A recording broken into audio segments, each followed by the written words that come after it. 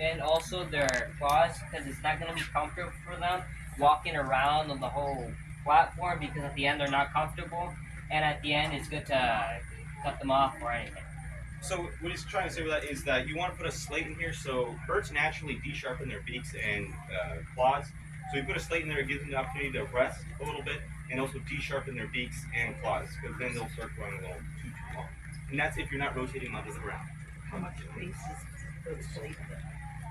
It can be like a 10 by 10 or just smaller, just something they can just post up on for a little bit and go about your day.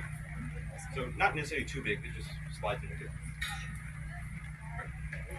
And another thing, going back to the feeder and going into the feed going to the water, is because the lids go up and they also protect it. And another thing, you could get the deflectors, or like in this cage, you could just get the whole egg protector, and it goes for predators and your eggs, your production. Yeah, with cages, you also got to keep in mind if the cage is for production, the cage is in a general purpose cage, or is like an outdoorsy cage.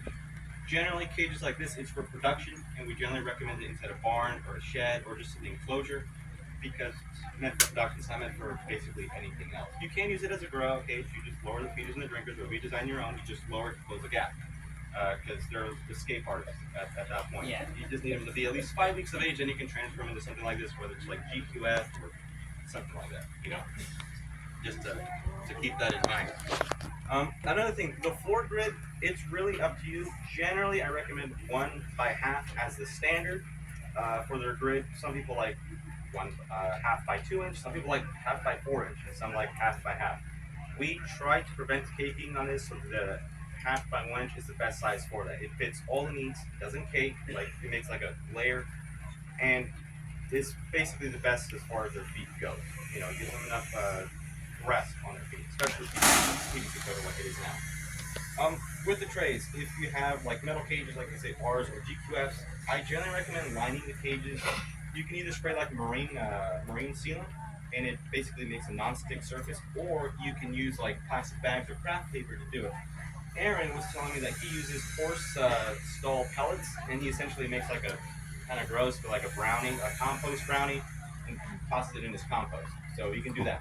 Quail food is really good for compost, and having it in a system like this, you can just fill up your feed bags with it and sell it, and people will buy it. Actually, they'll come out and buy it. So it's a great way to get rid of your waste, and the feed bag.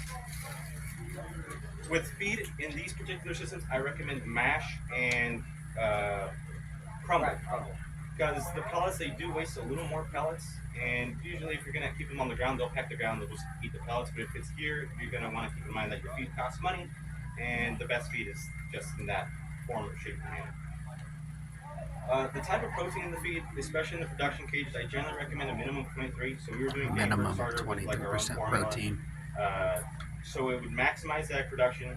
They would have enough calcium, so they wouldn't be losing their feathers. But naturally, they're going to lose their feathers because all they're doing is breeding basically day and night.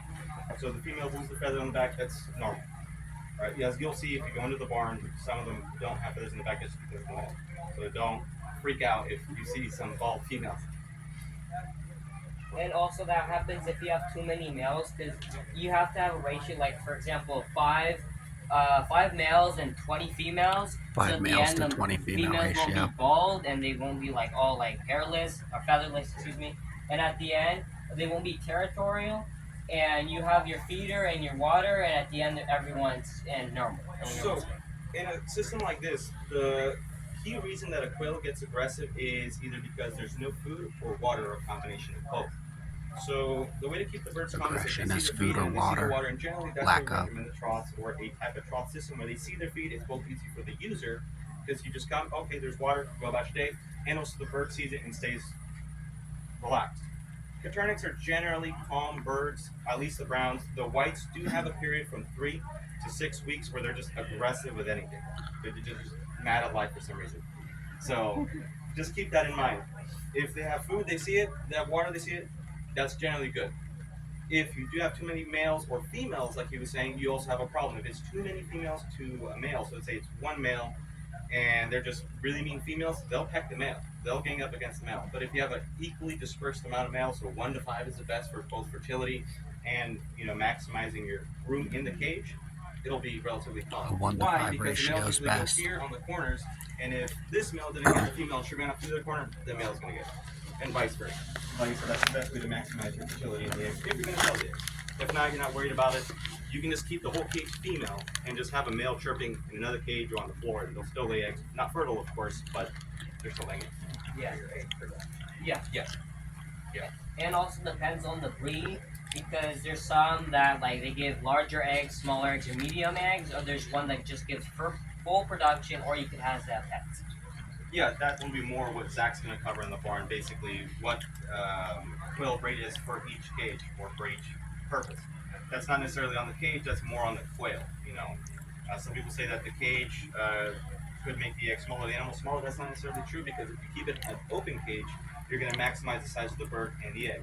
Some people want to divide the cage for breeding purposes, and I generally recommend that for strictly breeding purposes. You're going to breed out a color of the egg or the bird or a characteristic that you want specifically to start a new bloodline. But if you're going to be putting your cage into production, you're going to want to use it as a community or as an open cage or as much space as you can, basically. So like I said, the dividers specifically to start out a new bloodline. At least in our opinion, like I said, everything else is, or everything is our opinion or our experience. Don't take it to heart.